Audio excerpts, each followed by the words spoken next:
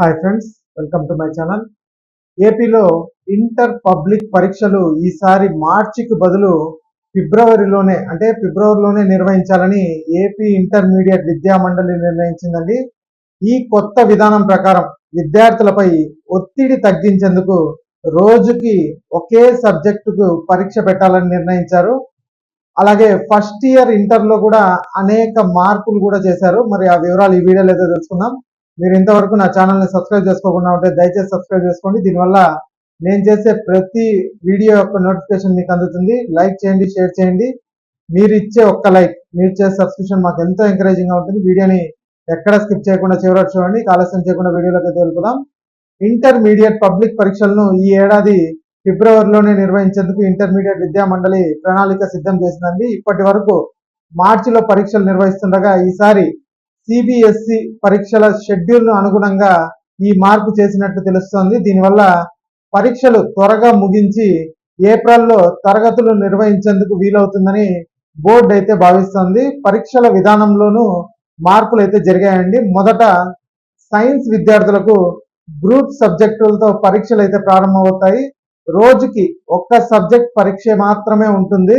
గతంలో ఎంపీసీ అభ్యర్థులకు ఏదైనా సబ్జెక్టు పరీక్ష ఉన్నప్పుడు అదే రోజు బైపీసీ అలాగే ఆర్ట్స్ గ్రూపుల వారికి ఇతర సబ్జెక్టులకు పరీక్షలు నిర్వహించేవారు. ముఖ్యంగా ఈ ఏడాది కొత్తగా ఎంబైపీసీ గ్రూపును ప్రవేశపెట్టడంతో పాటు విద్యార్థులు తమకు నచ్చిన సబ్జెక్టులను ఎంచుకునే వెసులుబాటు అయితే కల్పించారు. దీనివల్ల ఒకే విద్యార్థికి వేర్వేరు గ్రూపుల సబ్జెక్టులు ఉండే అవకాశం ఉంది. ఈ నేపథ్యంలో ఒకే రోజు 2 పరీక్షలు రాయడం సాధ్యం కాదు కాబట్టే రోజుకి ఒక పరీక్ష మాత్రమే అనే విధానాన్ని అయితే తీసుకొచ్చారు. ఇప్పుడు ఎంపీసీ అభ్యర్థులకు గణితం పరీక్ష అంటే మ్యాథ్స్ పరీక్ష ఉంటే ఆ రోజు సబ్జెక్టుకు ఒకటి మాత్రమే ఉంటుంది. ఎంబైపీసీ గ్రూపును తీసుకురావడంతో ఎంపీసీ విద్యార్థులు జీవశాస్త్రం చదివే అవకాశం వచ్చింది. అందువల్ల ఒకే రోజు 2 పరీక్షలు రాయడం సాధ్యం కాదు కాబట్టి ఒక రోజు ఒక పరీక్ష అయితే పెడుతున్నారు. ఇక సైన్స్ గ్రూప్ సబ్జెక్టులన్నీ పూర్తయ్యాక చివరిలో భాషల పరీక్షలు ఉంటాయి. అంటే తెలుగు, ఇంగ్లీష్, హిందీ ఇలాంటి పరీక్షలు అయితే ఉంటాయి.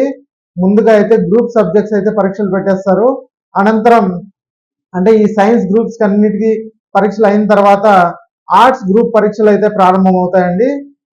ఇంకా ప్రాక్టికల్ పరీక్షలను వచ్చి జనవరి చివరిలో నిర్వహించాలా లేదంటే రాత పరీక్షలు పూర్తయిన తర్వాత నిర్వహించాలా అనే దానిపైన ఇంకా నిర్ణయం అయితే తీసుకోవాల్సి ఉంది.